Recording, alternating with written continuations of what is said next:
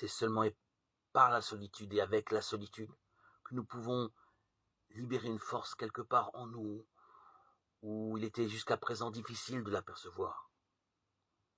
Une quiétude profonde, patiente. Une attente sont maintenant de rigueur. Cette non-intervention est certainement ce qu'il y a de plus difficile. Elle purifie jusqu'à la frustration notre besoin d'activité.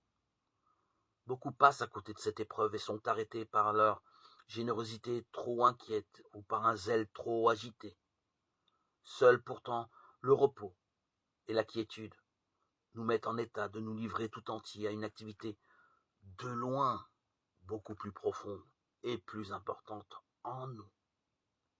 Lorsque le Seigneur apparut à Élie dans le désert, ce n'était pas dans l'agitation et dans le bruit, mais dans le doux murmure d'une brise fraîche qu'il se fit reconnaître.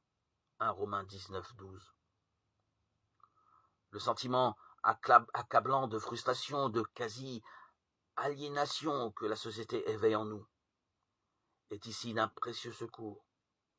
Il ne faut pas le combattre, encore moins chercher une diversion. La solitude donne l'impression de déracinement et comme d'exil. On se sent un étranger, un pèlerin, en dehors du monde des autres et en route vers l'inconnu. Il ne faut pas y chercher de solution à bon marché.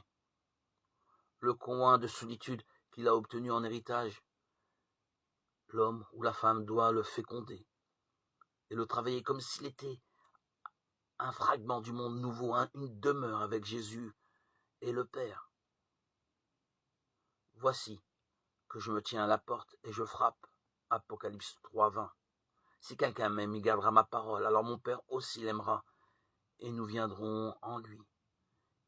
Et nous ferons en lui notre demeure. Jean 14, 23. Le Père et le Fils, dit saint Jean, viennent faire en nous leur demeure. Le texte grec original utilise ici le mot monnaie, par lequel, chose curieuse, la littérature monastique désigne aussi la cellule du solitaire, ou le monastère où cohabitent des moines en plus grand nombre, car habiter auprès de Jésus et du Père, demeurer en lui, Jean 15, 4, 5, c'est précisément ce que la cellule doit enseigner aux moines qui s'efforcent de persévérer en elle.